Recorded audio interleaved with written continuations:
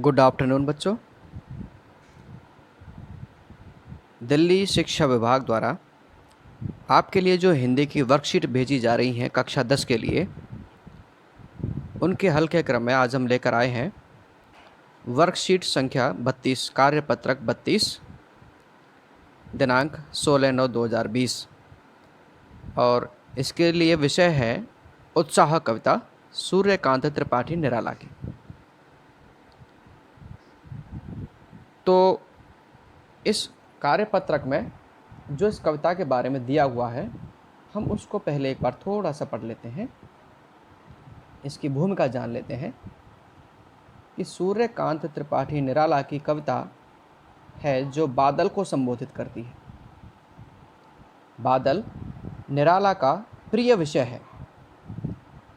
कविता में बादल एक तरफ पीड़ित प्यासे जन की आकांक्षा को पूरा करने वाला है, तो दूसरी तरफ वही बादल नई कल्पना और नए अंकुर के लिए विप्लव और क्रांति चेतना की ओर भी संकेत करता है। कवि निराला जीवन को व्यापक और समग्र दृष्टि से देखते हैं। सामाजिक क्रांति या बदलाव में साहित्य की भूमिका महत्वपूर्ण होती है। इस कविता के माध्यम से इस बात को समझा जा सकता है। तो हम पहले इस कविता का अर्थ और इसकी व्याख्या जान लेते हैं कि कवि सूर्यकांत त्रिपाठी निराला इस कविता में क्या कहते हैं, क्या संदेश देते हैं। कविता का शीर्षक है उत्साह, और उत्साह शीर्षक इसलिए रखा गया है क्योंकि इस कविता में बादलों के माध्यम से कवि लोगों में एक संचार की भावना भरना चाहता है। जैसा पहली पंक्ति से ही स्पष्ट है कि बादल गरजो। हर कोई तो कहता है कि बादल बरस जाओ जिससे कि बारिश हो तो पानी आए, शांति हो, थोड़ी ठंडक आए, लोगों की जो प्यास है वो बुझे। लेकिन कवि कहते हैं बादल गरजो, अर्थात हे बादलों तुम गरजो। गरजो क्यों कहा है? क्योंकि जब बादल गर्जना करते हैं तो सबका ध्यान उन बादल की गर्जनाओं की तरफ होता है। जितनी तेज गर्जना होती है बादलों के प्रति लोगों का आकर्षण उतना ही अधिक होता है। वो लोगों को जागृत करते हैं। घेर घेर घोर गगन धाराधार ओ। घेर घेर घोर गगन, घेर घेर, घोर माने भयानक, गगन माने आकाश। पूरे आकाश को भयानक तरीके से घेर लेते हैं। कौन घेर लेते हैं? बादल। धाराधार ओ, धारा बरसाने वाला। धाराधर ओ, हे बादलों तुम जब बारिश करने के लिए तैयार होते हो तो काले होकर के पूरे आकाश को घेर लेते हो। ललित ललित काले घुंघराले। ललित ललित माने सुंदर सुंदर, काले घुंघराले जैसे बच्चे के घुंघराले बाल होते हैं। और देखो पहली पंक्ति में उन्होंने कहा है कि बादल गरजो, और भयानक तरीके से बादल पूरे आकाश को घेर लेते हैं, चारों तरफ अंधेरा अंधेरा छाता है। लेकिन तीसरी पंक्ति में वो कहते हैं कि वो सुंदर सुंदर काले घुंघराले, बाल कल्पना कैसे पाले। यानी जैसे छोटे छोटे बच्चों के घुंघराले काले काले बाल सुंदर लगते हैं, ठीक उसी तरह से आकाश में उमड़ते हुए काले काले बादल भी सुंदर लगते हैं। विद्युत छवि उर्मे कवि नवजीवन वाले, वज्र छिपा नूतन कविता फिर भर दो, बादल गरजो। वे कहते हैं कि विद्युत छवि उर्मे कवि नवजीवन वाले। विद्युत छवि, विद्युत की तरह ऊर्जा, शोभा, छवि हृदय में, नवजीवन वाले नए जीवन की। कवि लोगों के यानी जो युवा हैं उनके हृदय में नया जीवन भर देना चाहते हैं। ठीक उसी तरह का जिस तरह से काले बादलों के बीच में बिजली चमचमाती है। वज्र छिपा नूतन कविता फिर भर दो। कठोरता को अपने हृदय में छिपाकर और इस कविता को नूतन रंग से अर्थात नए भावों से और विचारों से फिर से भर दो। बादल गरजो, हे बादलो तुम गर्ज ना करो। विकल विकल उन्मन थे उन्मन, विकल विकल व्याकुल, उन्मन माने बेचैन, विश्व के निदाघ के शकल जन, निदाघ माने ताप। पूरे संसार के, पूरी दुनिया के लोग, सभी लोग गर्मी की वजह से व्याकुल थे, बेचैन थे। आए अज्ञात दिशा से अनंत के घन, तप्त धरा जल से फिर शीतल कर दो बादल गरजो। आए अज्ञात दिशा से अनंत के घन, किसी अज्ञात दिशा से अनगिनत अर्थात कभी अंत न होने वाले बादल घिर आए हैं। हे बादलों, तप्त धरा, इस तपती हुई धरा को, धरती को जल से फिर शीतल कर दो। बारिश करके, जल वर्षा करके फिर से इसे ठंडक पहुंचा दो, इसे शीतल कर दो। बादल गरजो, हे बादलों तुम गर्ज ना करो। अब देखो कवि यहाँ दोनों ही बातें कहता है। बारिश करके धरती को, तपती हुई धरती को शीतल करने के लिए भी कहता है और गर्जना करने के लिए भी कहता है। क्योंकि केवल गर्जना ही गर्जना हो तो वो भी किसी काम की नहीं है। जब तक बारिश नहीं होगी तब तक गर्जना का कोई फ़ायदा नहीं है। इसलिए कवि कहते हैं कि गर्जना भी करो और बारिश भी करो, तब कहीं जाकर के चेतना फैलेगी। तो कवि क्या कहना चाहता है कविता के माध्यम से? वो लोगों में, वो युवाओं में एक नया संदेश भर देना चाहता है। उस समय की कविताओं में एक नई छवि भरना चाहता है, एक नई चेतना भरना चाहता है, जिससे कि युवा जागृत हो। आइए अब आते हैं इस वर्कशीट पर आधारित प्रश्नों पर।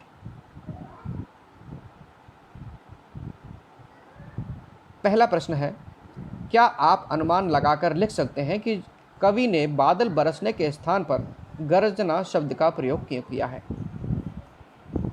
बरसना शब्द के स्थान पर गरजना शब्द का प्रयोग क्यों किया है? मैंने व्याख्या करते समय आपको बताया था कि बरसना केवल शांति का प्रतीक होता है, शीतलता का प्रतीक होता है। गरजना उत्साह का और विद्रोह का प्रतीक होता है, क्रांति का प्रतीक होता है। बारिश लोगों का ध्यान इतना आकर्षित नहीं करती जितना कि गर्जना करती है। जब तेज गर्जना होती है तो लोगों के मन में डर बैठ जाता है, लोग बादलों से भयभीत होने लगते हैं। इसलिए यहाँ पर उन्होंने बरसने की जगह गर्जना शब्द का प्रयोग किया है, क्योंकि वो शीतलता नहीं, वो क्रांति लाना चाहते हैं।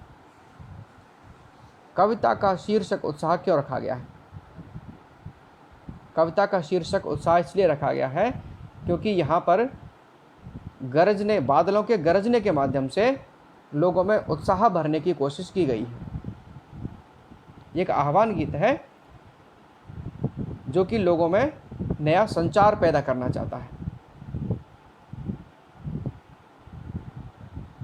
प्रश्न नंबर 3, शब्दों का ऐसा प्रयोग जिससे कविता के किसी खास भाव या दृश्य में ध्वन्यात्मक प्रभाव पैदा हो, नाद सौंदर्य कहलाता है। गरज गरज, बरस बरस आदि। इस कविता में कौन से ऐसे शब्द हैं जिनमें नाद सौंदर्य मौजूद है? छांट कर लिखें।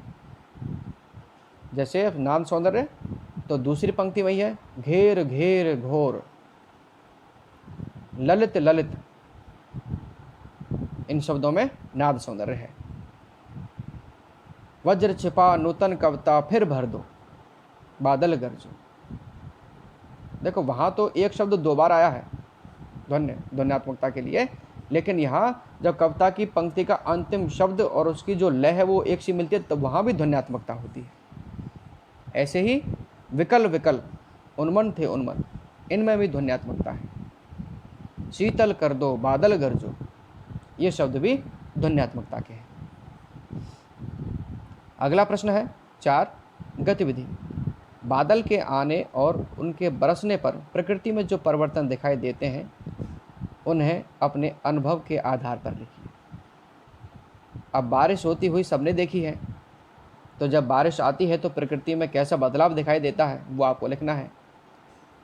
जब बादल आते हैं तो पहले या तो उमस होती है खूब, या फिर ठंडी ठंडी हवा बहने लगती है। कभी कभी तेज़ आंधी भी आती है और आंधी के साथ बारिश आती है। आकाश में चारों तरफ बादल छा जाते हैं, अंधेरा मंडराने लगता है, बिजली की गर्जना होती है, बिजली चमकने लगती है। और क्या होता है, जब बारिश होती है तो सभी पेड़ पौधे साफ सुथरे दिखाई देने लगते हैं और हर जगह पानी पानी दिखाई देता है। जहाँ कच्चे रास्ते होते हैं वहाँ कीचड़ हो जाता है, खेत पानी से भर जाते हैं, शहरी इलाकों में सड़कों पर पानी भर जाता है, ग्रामीण इलाकों में जहाँ कच्चे रास्ते वहाँ कीचड़ जमा हो जाता है। बारिश के मौसम में पानी बरसने से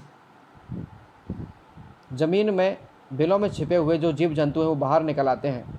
विभिन्न प्रकार के मेंढक, झींगुर एवं अन्य कीटों की आवाज़ें आने लगती हैं और बारिश होने के तुरंत बाद ठंडी हवा बहने लगती है। तो इस प्रकार के परिवर्तन प्रकृति में दिखाई देते हैं।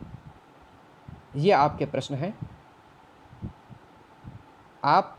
यदि आपको इन प्रश्नों में से किसी में भी समस्या है तो आप कमेंट बॉक्स में लिख करके हमें भेज सकते हैं।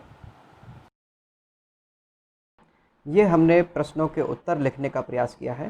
पहले प्रश्न का उत्तर है, कवि ने बरसने शब्द के स्थान पर गरजने का प्रयोग इसलिए किया है क्योंकि बादल का गरजना क्रांति का प्रतीक है।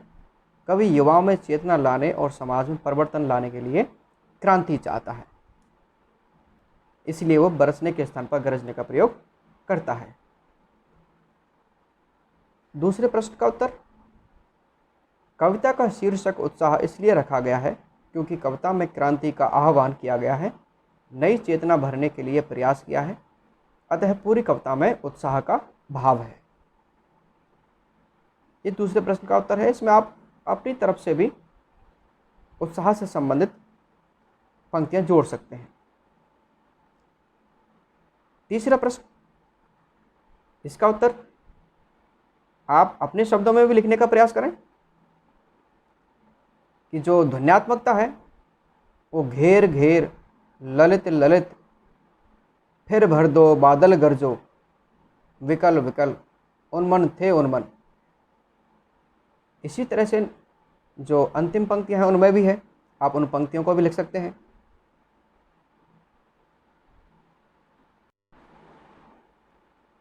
अब आते हैं अगले प्रश्न के उत्तर की तरफ।